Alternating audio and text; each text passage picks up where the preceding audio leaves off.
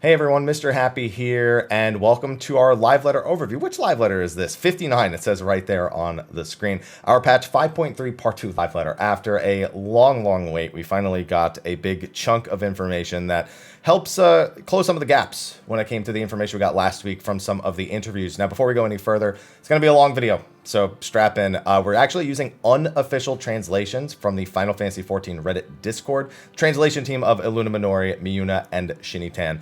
Bunch of screenshots, bunch of text, but these are unofficial, so they may go back, update them at a later point after I've actually recorded this, so bear that in mind. You can always get their translations on the official, well, on the Final Fantasy XIV Reddit Discord, so please show support to them, show love to them, thank them, because they are really the ones doing the heavy lifting during events like this before we get official digests.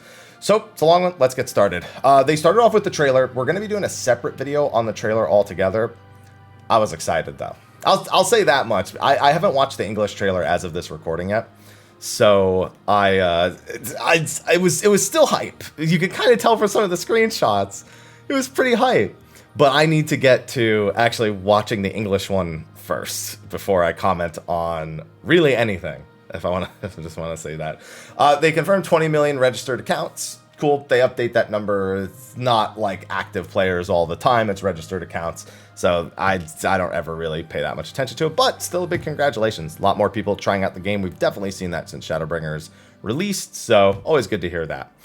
They did confirm there will be a 24-hour maintenance for patch 5.3. We haven't had one of those in a while, but it's a juicy patch. A lot of cutscenes, a lot of content. So 24 hours for that one on August 11th. So they played the trailer again. We can't really go over that. They just talk about some of the things that are happening in the trailer, just leaving us little hints. And then they spent the beginning kind of re-summarizing the total of 5.3's content and giving us a little bit more background, how long the main story is, how emotional it is, that we'd see some things later in the live letter itself. Quick comment on the Hero's Gauntlet, that it should feel like a final battle that you can use the trust system in. No comment on the new trial. That's going to stay. But they said that Extreme will be exhausting. They always say something like that with Extremes. They said something similar for Hades. So I expect it'll be a good time. I'm not like super big into Extreme Primals, but I always enjoy seeing how they're designed on the first day. So additional context on Sorrow of Warlet. So this I feel like I can make mention. In the trailer, we saw that we are going to be piloting a mech like I've been predicting for the Sorrow of Warlet solo instance.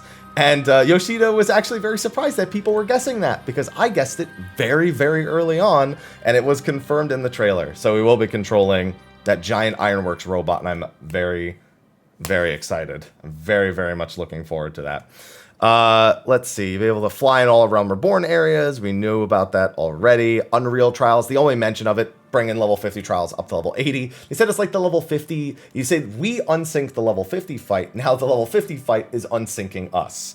So the bosses will rotate with patches, but they didn't show us anything about the faux hollows to explain how it works. So it was kind of weird, in all honesty. But I'm sure it's not going to be that complicated of a game. Tested Shiva, and then he looks back and he's like, wow, why did we design that like that way back when? They also confirmed there'll be some job adjustments. Resistance weapon questline will be updated. They talk about that in a little bit. I believe actually at the bottom of this, they're currently updating anything they said about job adjustments. So by the time we get down there, there should be the most up-to-date information. So we might actually skip that section in the middle and wait until Illuna or Miyuna or whoever's redoing the translations or editing the translations actually is done with that. There's no major PvP updates in 5.3, just a few little updates. Ishgard stuff in 5.31, Crafter and Gatherer updates, the ranking system that comes with Ishgard, new titles, new achievements, Skysteel Tool updates. These are all things that we've already known about. Some things I forgot. I forgot that they're doing things like being able to join party finders while in a party as long as you still meet the criteria. Preventing double jobs in the party finder, like an actual setting to make sure there's no duplicates. Server hop in a cross-world party, which this still says go for those hunt trains. PSA, if you're in a cross-world party in a hunt train right now, then your entire party isn't actually giving you credit. It basically is like splitting up into 8 separate parties for the sake of enmity. Unless they're fixing that, I still wouldn't highly recommend it unless you can take a cross-world party and reform it to be a normal party. So at the very least, it means that you may not get locked out from going to the other world, but you'll probably still leave the party if you're trying to be efficient in the hunt train. Just PSA on that one. New chapters, new game plus. We know Realm Reborn's being added to it along with its actual rework. They also, I was kind of confused. I'm going to wait for an official statement on this. They mentioned how you used to have to go to different places for different gear for poetics, and they're just going to place vendors in all the major cities for each expansion that have all the stuff you need. So I'm assuming that just means level 50 to 70 stuff will be in all of the level 50 to 70 like poetics areas or tombstone spending areas. That's how I interpreted it. And it looks like all these vendors will also have the better version of gear, no risk of buying the wrong upgrade. They mentioned this in the last live letter, that they were going to be removing the poetics upgrade materials and just selling augmented pieces outright for poetics. So there's no more mistakes or upgrades that actually need to be made there. So that seems to be what they will have done. Oh, and the fashion accessories thing. Yeah, they're adding a whole fashion accessory category with umbrellas being one of the things in there. G-pose updates. We already have the borders, but now you're going to be able to add stickers and certain text over the actual images. So, and it also has like a time and a date for when you're actually doing it, so you can actually catalog when things happened. They specifically said, like, if you beat a fight, for example, when you go to take the screenshot, bam, you'll have the timestamp right on the actual G-post screenshot if you decide to actually use it. They went over that for actually quite a while. It was like 10-15 minutes just showing off all the different settings, the text you can put over, the stickers you can put over, adjusting the size of it on the canvas. Then they showed off some new glam, some new minions. There's an Allegan melon, which I'm assuming is Moonfire Fair, because that's coming up the day after 5.3 releases. It's more like Hawaiian, an Alohan shirt. A Hawaiian shirt is what I'm trying to say. It says Aloha t-shirt, but my cat's named Aloha. So it gets really confusing there. Hawaiian t-shirt. It's like it's got the vibe. There's a better screenshot of them later, so we'll get to that a little bit. There's a melon as a new minion. They flew around to Realm Reborn a little bit. They also showed off a new mount, which a lot of people thought was going to be coming from Nier, but it looks like it's going to be coming from Bajja, and we'll talk about that a little bit later. It even has its own BGM, but that's a secret. Let's see. They flew around Costa del Sol. 7 years we waited. Controls will all be the same. There's no ether currents. As soon as you finish Ultima Weapon in the Praetorium, you can fly through a Realm Reborn. That's it. They showed off another new mount, the Construct 7 mount, which looks pretty dope. Again, we don't know where these are coming from. They didn't give us any specific locations. Kind of a blurry picture, but it looks ridiculous on the ground and hilarious in the air, and that's all I need. Here's another screenshot of it right there. That's a good one. Fly to areas we've only seen before. Now, you can't land in a lot of places, but you can still fly over them, like the lakes and the areas that are like tangential. They showed a really good example here in Outer Lenosha. I think that's Outer Lenosha, or Upper Lenosha, sorry. That's Upper Lenosha. They also show another example in Western Thanalan, which is really good. You can see, like here, flying over some of the terrain on the way to the Waking Sands, which we will now be able to fly to. They also apologized again. There's probably going to be some sound issues. The sound design for these zones isn't meant to really go outside those areas, and Soken hasn't had the opportunity to finish that yet. So the sound will probably be a little messed up when you go to certain areas. They talked about the Realm Reborn revamp, how they massively shortened a lot of the more tedious quests. They did remove, I think they said like 14% or something in the previous live letter of the total quests. They made it so that you'll have enough EXP to level without doing side activities through a Realm Reborn. They also made it so there's going to be a special teleport ticket for the Waking Sand, so you don't have to walk back there every single time. Most people would take the boat in Limselo Minsa, but it looks like it'll be easier for new players to get to and from the Waking Sands whenever they actually have to do it for a quest. They go over some of their old design, but that's not really a big thing. There's also some better looking pieces of equipment around Zamiel Darkhold, I guess because it's all skimpy gear. They were just like, maybe we should revamp that a little bit. Also, the free trial got a massive expansion, quite literally, because Heavensward is now included in the free trial. It goes up to level 60. And reminder, there's no limited time on the free trial. You can play it as long as you want before purchasing the game. So the free trial is now going to be up to level 60, patch 3.56 story. Dark Knight, Astro, and Machinist will be there. Al Ra will be there. And the starter edition will mostly be, it seems like the starter edition is still just going to be like base content, like except they're going to add Heavensward to it. But there's a lot of things you still can't do in the free trial. You can't join free companies. I think you can't send tells. You can't use the market board. You can't trade. There's a lot of things you can't do. So I guess the starter edition is just mostly to get those social and basic functions to full. It should mean also some people are worried about bots and stuff. Again, these free trial accounts, they can't trade, no FCs. There's so many things they can't do that if they were, it would be a complete waste of their time, unless they're going to do it for the free trial, then buy a game once they have it, and then start spamming people and then just get banned. I don't know. I'm not worried about it nearly as much. But for new players, you're gonna have a lot of content to look forward to that's free starting in 5.3. So if you've had a friend who is not really sure, tell them about A Realm Reborn being slapped down in regards to how long it takes. Tell them how good Heavensward is, and tell them it's free, so good luck. But that they'll probably want to buy the starter edition anyway. Now, job adjustments. I said we would skip this because this little section right here doesn't cover everything. Like I said, the translators, God bless them, they did more translations below this, and there's probably even more updated ones than what I saw. So we're going to move past that for now. Yorha, there's not much to say. Puppet's bunker, they went inside a little bit. They showed off some of the gear, which looks, very Nier-esque. To say that he got KO'd. He fell off the first boss platform, so you can fall off the first boss platform when, it is what it is. Can't show any more. They died a lot during testing. Yokotaro was memeing and wanted them to make it more difficult, and they're not going to do. He's like, when one person dies, everyone should die. I was like, yeah, that sounds like my kind of balance tester right there. So that's just a few pieces of the gear. That's one of the sets right there. It's pretty much all like long cloaks and capes and like dark pieces of gear that they ended up showing off with these. That's whatever. It looks fine, but I'm not like head over heels for any of the stuff, to be honest. The one sleeve, gotta get the one sleeve I'm ripped flex right here. Always gotta get it. You got the little umbrella hat, which for some reason I feel like should only work on Lalafels. I don't know why. I see it and that's what I think. Oh, I saw the screenshot of Dadgar coming up. And there's another one. And then we've got, this is the Hawaiian stuff from earlier. We got Dadgar or Hrothgad, whichever you prefer. And Mom Kote. Just straight up, are you winning, son? Just, I love it. I love it. It's so funny to me. Yeah, it's the Tom Nook outfit. Yeah, it can be Dadgar or Hrothgad, whichever you prefer. But I love it. I love it so much. Some new housing items. This looks like the Nier door, but this is actually a housing thing. So there's also some contest winner stuff. You have the Mandragora pillow. You have the floor mattress right here with the blanket. And you got the other pillow right there. You also have the scariest burger with some takoyaki. Dude, you better eat that burger before it eats you, because I'm not convinced that burger's not actually alive.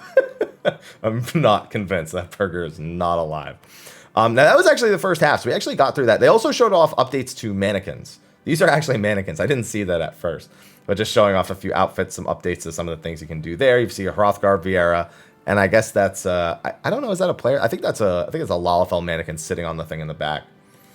But yeah, that thing's definitely alive. I have my Twitch chat going right now. Are you progging, son? I could just spend the whole rest of this on that because it's so good. They showed off a couple of the music videos that they've been uploading to YouTube during the break.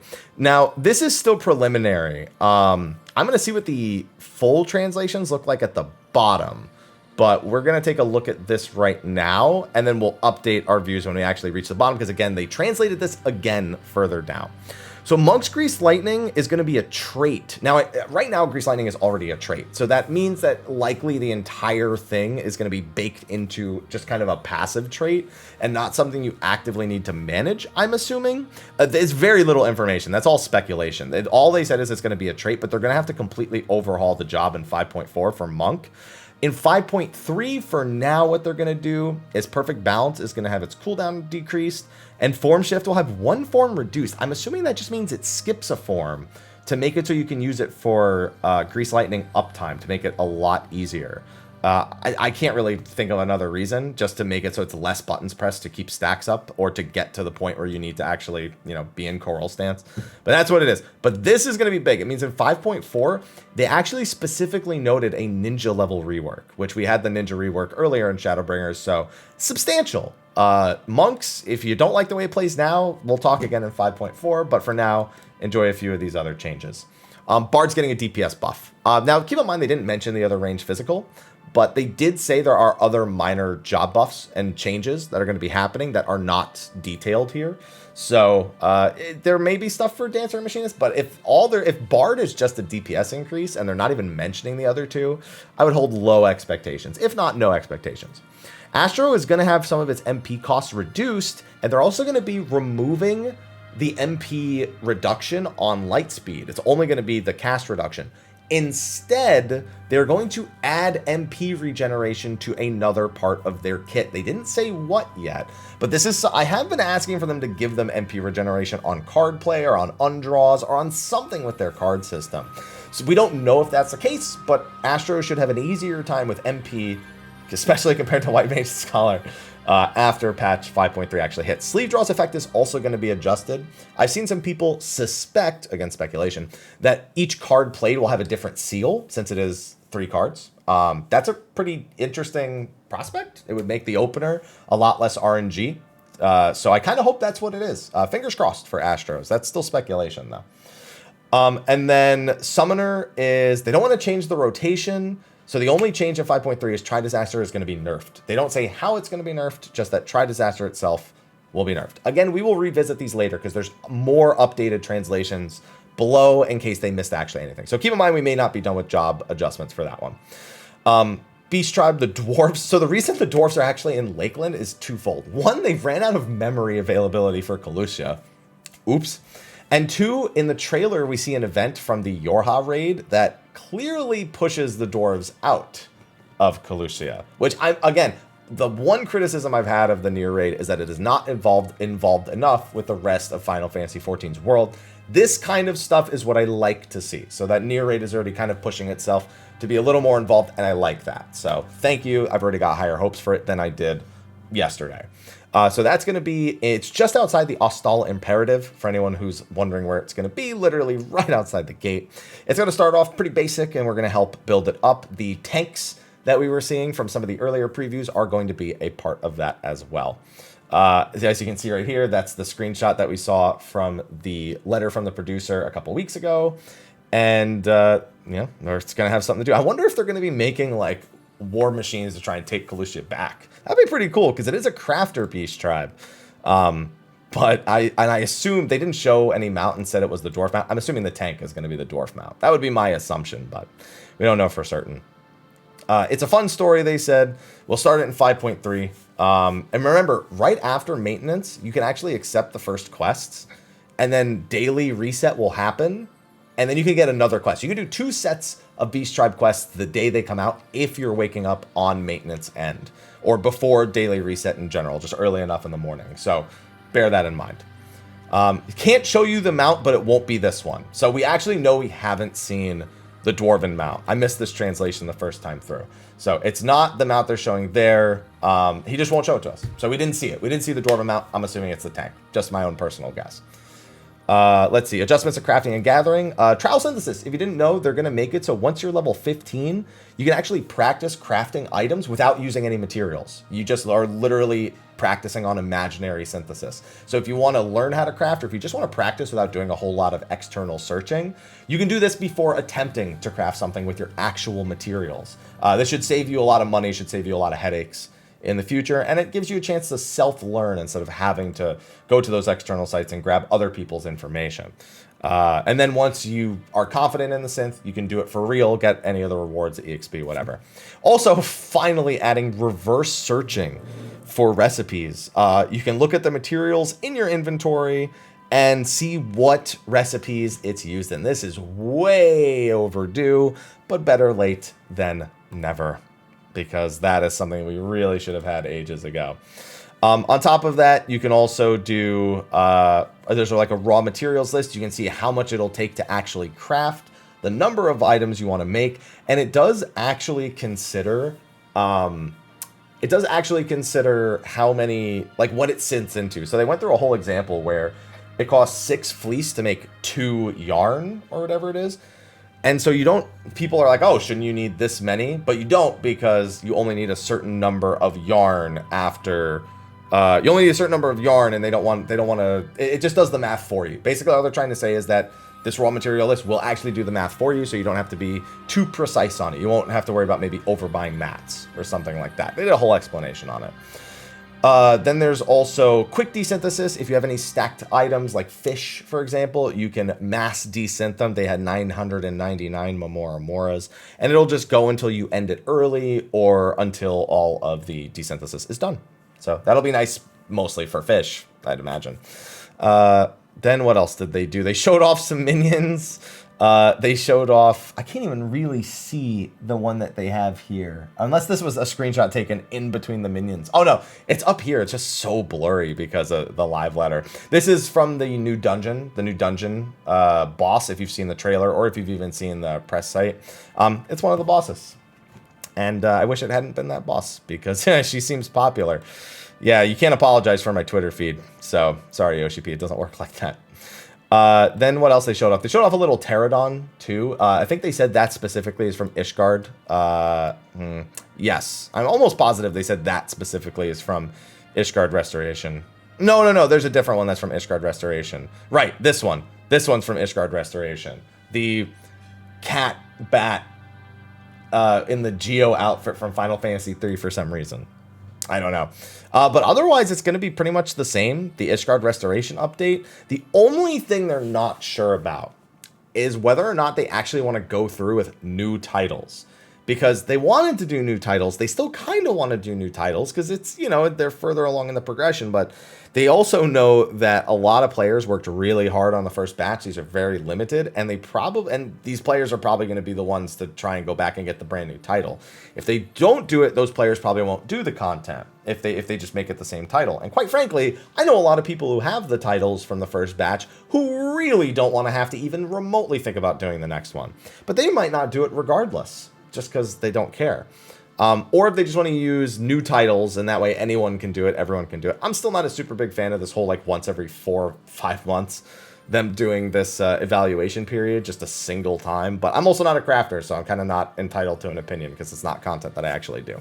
All your old materials for ishgard won't be used for the new recipes. Don't worry about those. There's going to be some new rewards with Sky Builder scripts.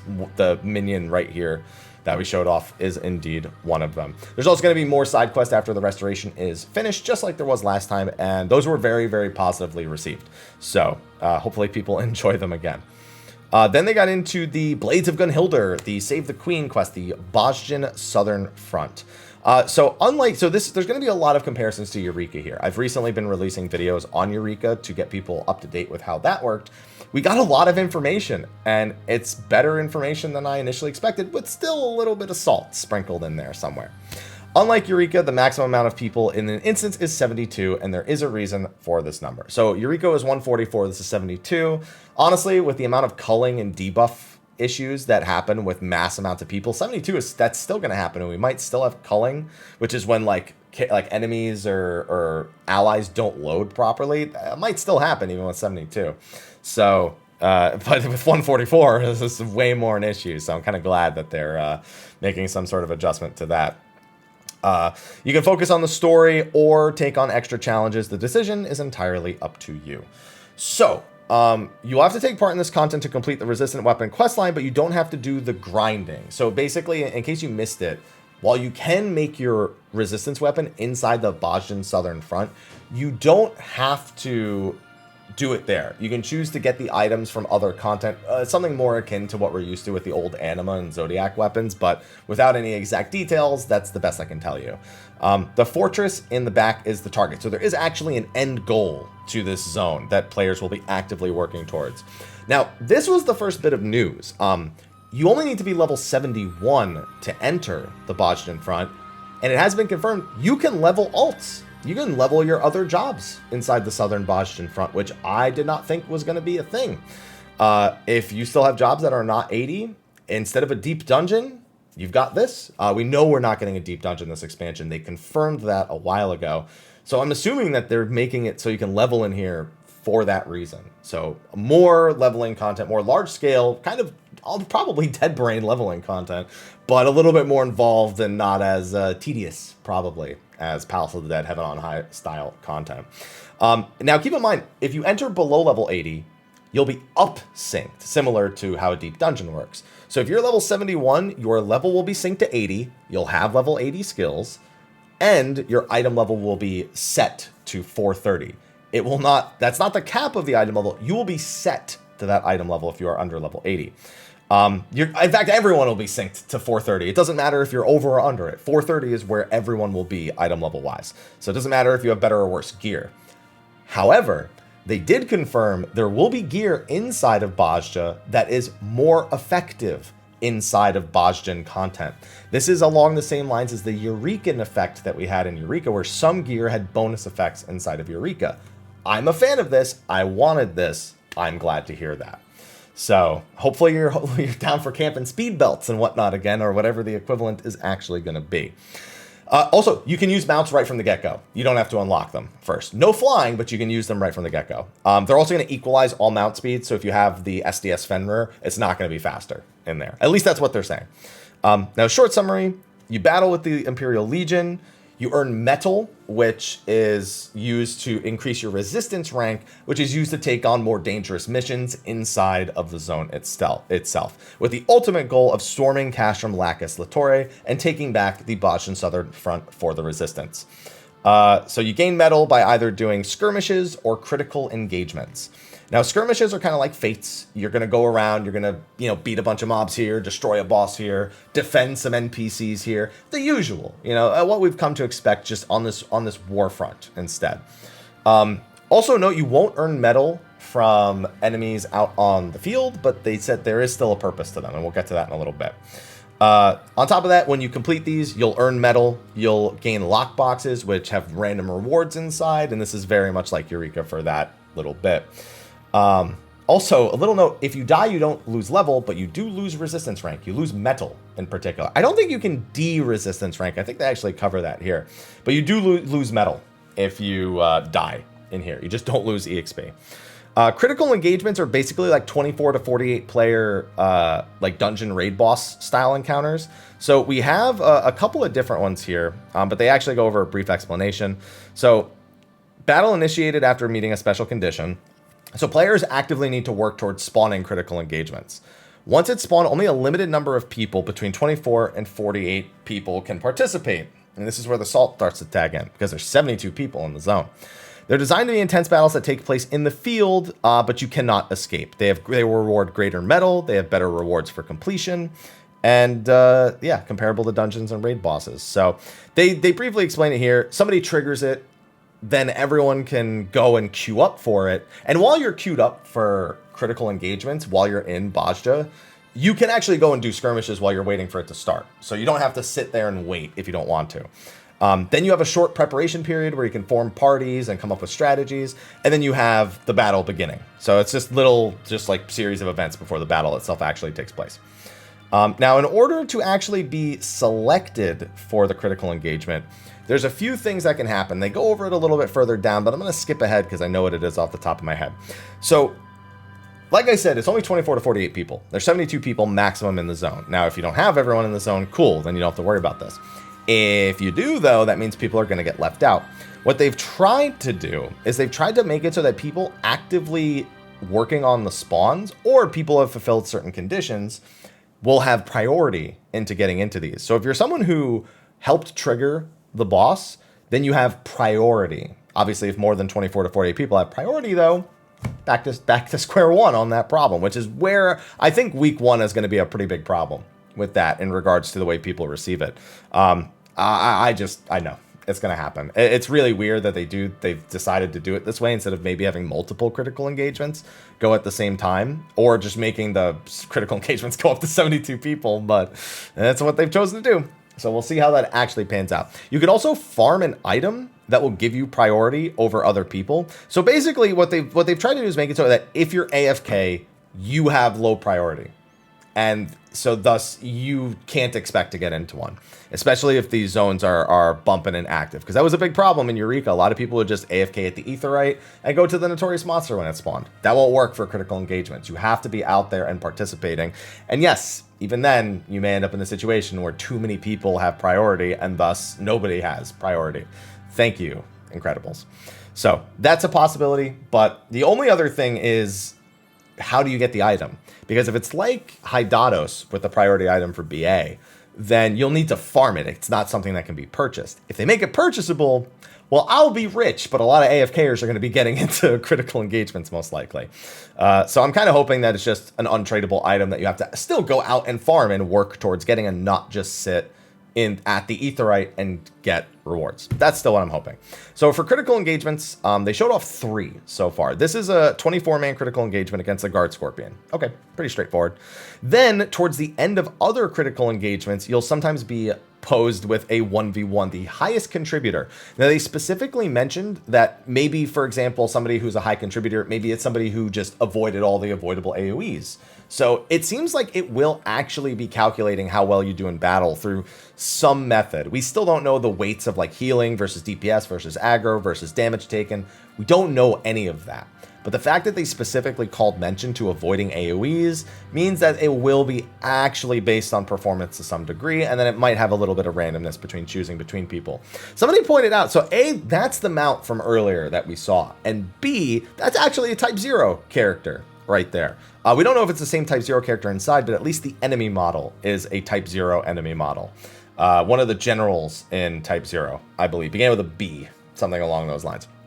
So, and that person will 1v1. And apparently the person who was 1v1ing for this screenshot died in 12 seconds because they just didn't know the fight. So that didn't really end well for them, but it made for a nice screenshot. These actually happen at the end of other critical engagements. So this is not something that you'll all queue into and then one person will get it. It's you'll all queue into a critical engagement, one person will be selected at the end of that, and then the 1v1 the enemy general. Bashtar. Bashtar is the one that we're looking at. And then there's also this. This is basically the final boss of critical engagements. This is us climbing up to the fort on these giant ladders and fighting their final war machina that's just chilling up here. The 48-player critical engagement for this last one. We don't know if it's just this boss. The trailer, I think, actually had some other things in it, but I'll have to take a look at that. And I will right after this. There's also going to be a new action system similar to Logos actions called Lost Actions, which are very, very powerful. Now, if you just want to casually do this content, you don't need to worry that much about it. But basically, you're going to be able to craft up actions, and you'll have a maximum weight of actions you can carry with you, or a max amount of crystals you can carry to make these actions. And thus, you'll have to consider what to bring with you more carefully. We don't know if there's like a limit, if like you lose them, if you leave the zone. There's still a lot of unanswered questions here because there's things the way that the Logos actions work that they didn't really address with the Lost action. So still some question marks there. So that's all there really is to it. There's Protect, there's what looks like a Cure. It's probably going to be a lot of similar actions to what we had for Logos actions. Strong buffs heal. They said you'll definitely want these for the 1v1 engagements. I'd assume things like Protect, Dispel, all sorts of other effects will probably be pretty vital to taking on the 1v1 engagements until a guide comes out and tells you everything that you actually need for it. And then they went in. They went in for a little bit, just walked around, showed the zone, went over metal, showed some of the UI, for example. I think they actually blow up the thing here. So this NPC lets you rank up with your metal. So you can see like he's resistance rank 10. He's got 15,000 out of 106,000 metal. And then this is the weight of the crystals he's actually carrying with them. You can actually overcap metal before you rank up. So if you have over 100,000, for example, with this, it won't cap you. You can just keep gaining it and then go back at your own leisure. There's a Bajja finder inside for groups that are doing certain things, whether it be for critical engagements or for skirmishes or for leveling. Who knows? Although most people will probably just run around and do skirmishes for leveling, but who knows? Or maybe for farming lost actions. Some of those lost actions, you have to kill random mobs in the zone to find the right materials to craft the correct lost action. So you'll need to, that's pretty much what all the trash mobs are for in the instance, is for farming lost actions. So bear that in mind, on top of getting some from skirmishes and critical engagements. You also have where your actions will actually be stored. So this is your Lost Finds holster, which are all the actions you actually have crafted and on you, which I'm assuming each have a weight value. And this is what that weight value on the left is actually referring to. This is a list of all your actions. So like if you've made an action before or you found an item, it's basically a completion log for the zone. It shows you the items you've gotten from the lock boxes. It shows you the different categories of lost actions that you can find and lets you know how many you're missing. So if you haven't gotten them yet or you're looking to complete this, it's an in-game catalog of it, which is great because one of my favorite things of the Eureka Tracker website is this. So I'm really glad that they put a lot more work into the UI for Bajda, and I think it really, really shows. So I'm glad to see that. I can't wait to play that, but that's not going to be till 5.35, so we still got a while. Lost Shards, this is where you turn in the items to actually make Logos actions, and yeah, there's not much else to say about that. Here's the confirmation of gear that boosts your stats only inside of these instances. I hope they went extra ham on that, so that I can work on a Bajda set for the rest of the Bajda content for the Baldesion Arsenal equivalent that's coming out in 5.4, etc., etc. Let's see. Update to the resistance weapon. This we already went over earlier. You can either obtain items in the Bajdan front to upgrade your weapons, or you can do it elsewhere. It says both in and out, so maybe you can mix and match them. We still never got hard confirmation. He says it's not poetics to do this, but he did mention light in an interview last week. So there's going to be a lot of story, lore, little hints, info from the NPCs about the content. And on top of that, it's another resistance weapon. It's also, we don't know the item level of the upgrade to the resistance weapon as well. So he walked around a little bit to show this desolate war zone in southern Bajda and Ilsabard. And you can move through the map with Aetherites once you attune to them as well. So there will be teleport points around the map. And then 5.4 will have a Baldesion Arsenal equivalent. 5.4x, I should say. Now the next part. We knew it was coming back. We know when now. The Yokai Watch event of old is returning. Those of you who are newer, it was basically an event where we went around a Realm Reborn zones collecting medals from doing fates, and it's very, very, very grindy. However, they have updated the event with some new rewards. A Gunbreaker weapon, I was going to say Gunblade, a Gunbreaker weapon, and a minion. That is the Demon King, or the, that is the Demon King, if I'm remembering correctly. Then you have the, I don't remember the names of the other characters. Oh, the King's Council, here we go. The Katana, right here, him showing it off. We have the Red Mage weapon, of the Serpent Lord. And remember, you get minions of these figures on the right also. And then the Chakrams, the Glaives of the Dark Princess. These are going to be new rewards. And on top of that, a new mount. The Jibanyan mount, which is like a couch that you sit on. You sit on his lap right there. So new rewards for people who did it the first time. And new rewards for people who never did it at all. It's a very grindy event. And on top of that, they're releasing a new Yokai Watch game on August 13th. So they also took that opportunity to announce that. Here they showed off all the old weapons. These have been in game for a while. You've probably seen them around at some point. Then they briefly showed off these weapons again, which we just saw. Reminder that these mounts were mounts from the old version of the event. They will be returning. And finally, the Jibanyan mount, which you can see sitting on top of his lap, and he's going to eat you because he is a cat. Here they briefly showed off the minions as well. They are very, very tall, these minions. Unfortunately, a lot of these screenshots don't kind of show it, but they are very, very tall. They're like waist to shoulder height on a Lalafell. Here we go. That's a pretty good one. Oh wait, this one's really good, right? Oh, that one's floating. Yeah, this one you can kind of see. It's literally like just below shoulder height right here. So they're actually pretty tall minions. And then you have the Dark Princess right here. I just see two Lalafells.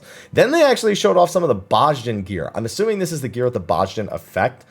This is the tank armor right here. He's actually on Gunbreaker with the Crystarium weapon out.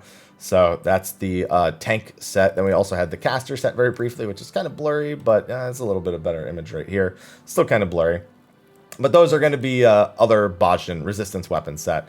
Then we had that, which I think is just, that's just another angle. A little clearer of the Black Mage set. Again, the caster set. And that's all they showed. They didn't show all the Bajdan gear, unfortunately. They confirmed the seasonal events. Moonfire Fair will be starting the day after 5.3 on August 12th and continuing through August 26th. I'm assuming that's where the Allegan Melon comes from. Yokai Watch begins August 19th, so about a week after the patch. 8 days after the patch. Oh, good luck. The Rising, which is our seasonal, our yearly anniversary event for the game's relaunch with A Realm Reborn, starts August 27th and runs through September 10th. And then the Make It Rain campaign, which is normally in June, got pushed back until late October. They're actually going to be combining elements of the Halloween event with the Make It Rain campaign to just kind of combine the two. So essentially two seasonal events combined into one mega event. So that's what we're looking at for seasonal events overall. Anything else here? They didn't even show off Shiva Unreal.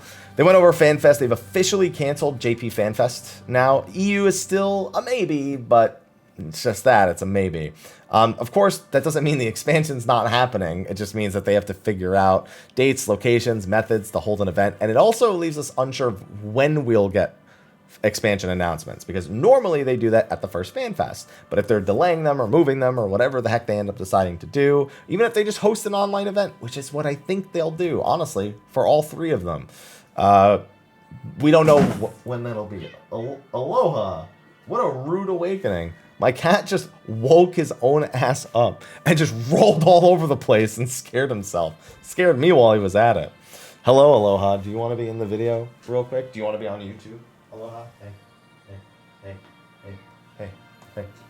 Read the patch notes with me. Read the patch notes. Come on. Come on. Read them. Read them with me. Hi. Hey. Go. No, not on the desk. There you go. Okay, now that that's now that's that done, there's going to be a patch note reading on August 10th. Yoshi P does that for every patch. It's going to be a long patch note, long stream. He promoted a few of the community streams that have been going on. Duty commenced in North America, EU's The Wolf's Den and Unending Journey, and JP's Do You Like Heidelin, which is not actually the translated title, the proper translated title, but they liked it anyway. The JP community team liked it anyway. They might also be adding icons for like community members for streams like this, or for like Yoshi P whenever he's actually visiting servers, because you get a lot of people pretending to be like Yoshi P or like official Square Enix, and they want to be able to differentiate the two. So you may see that on those streams, but it seems to be something just exclusive for that. I got an Aloha hair in my mouth. A few new things. New installments of Tales from the Shadows are planned to be released for the anniversary event. That's going to be in late August. These are amazing. If you haven't read Tales from the Dragon Song War, Tales from the Storm, Tales from the Shadows, they're all short stories about characters that you've no doubt experienced in the main scenario, giving us a little bit of insight or background or lore into events that have happened at certain places in time that we don't actually know about. They're available on the Lodestone for free, and there is also a book compilation of them that you can purchase as well if you want something more physical that I think also has a couple of additional stories. But they always release these every year for the Rising, and they're good background lore for a lot of characters that we may have forgotten about at times, or it feels like they've forgotten about at times. There's an Ishtola figurine, which is going to be just under $100 US. It looks like I've still got another Aloha hair in my mouth. This is his revenge. And they just showed it off a little bit. No emotes or anything coming with it. But then they showed off an Omega M and F statue, which looks dope. Look, riding Omega at the bottom, M, F, with the little staircase looking thing for Omega to actually like prop them up properly. That does come with an emote, and that is very expensive. That is $230 US. And it comes with the Omega Simulations emote, which they didn't show off, so you don't actually know what it looks like. Oh boy, yeah, I'm not buying it. This was the real winner though. They're releasing a freaking EDM album, which they previewed at the end of the live broadcast, and it's great. I already pre-ordered it. As soon as I heard EDM, the inner Jersey in me was like, yo, I need it, son. It's like $35. It's $35 for 14 songs, and it's kind of expensive, but it's good. And you know what? I haven't bought something from them in a long time, so you know what? I'll take it. And then they briefly played it. I'm not gonna do it here. They actually did a quick little closing note here that I didn't get to read. So far, we never had a delay this long. We had a hiccup in Heavensward, but would it be worth pushing and sticking to the schedule, risking the staff's mental and physical health? After informing the player base of the delays, everyone was very supporting. It was another moment where in almost 7 years of Realm Reborn, even 10 with 1.0, very happy to have taken over the role as director of Final Fantasy XIV. We have tried our best and pushed all our feelings into 5.3, and I hope you will enjoy it. Yes, if you're still whining about the 2-month delay, get over yourself at this point, for real. Okay, and then so here's everything they said. So we said earlier that we would touch on whatever full translations of job adjustments were here. So this is everything. Again, job adjustments, this is everything that they said translated.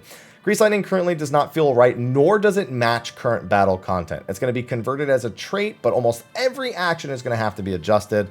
So there'll be a major revamp to Monk in 5.4. We already knew that. Oppo form will be removed from form shift. So I think they've accepted it's pretty much just used for getting to Coral stance under most circumstances. So they're just making it so it's less buttons pressed. DPS increase for Bard, that's pretty much the same. Reduce MP cost. So it says here, reduce MP cost effect will be moved to other actions. Honestly, some actions will have MP recovery effect attached. Okay, so there you go. That's confirmation. So not only will the reduced MP cost effect be moved to other actions, but there will be MP recovery attached to one or more of their skills. Then Summoner, Try Disaster will be nerfed, but the rotation will remain the same. And nothing else will be super significant. But that's about it. No significant rework on Summoner due to how doing so will affect all the other DPS jobs, and we'll get other minor updates. So thank you to Aluna Minori, Miuna, and Shinitan for the translations that came through from this. It was a beefy live letter. I'm super excited for Bajda. I almost wish I didn't have all my jobs at 80. But I might take another job. I might take another character, like a level 71 job through Bajda to see how long it takes. Because that's actually been something we've been revisiting as of late. Just to see how long it would take you to level 71 to 80 in Bajda. So thanks everyone for tuning into this, and hopefully you got all the information you expected and or wanted. Patch 5.3, August 11th. It's going to be a good time. I need to rest my voice just for a minute, and then I need to record my live letter thoughts. So, I'm sorry, my trailer thoughts, because I haven't watched the English trailer yet. So I'm going to get to that. Thanks everyone on YouTube. Thanks Twitch, everyone, for being patient. Give me a few minutes and we'll watch the trailer. Thanks everyone for tuning in. I'll see you in the next video. And until then, take care.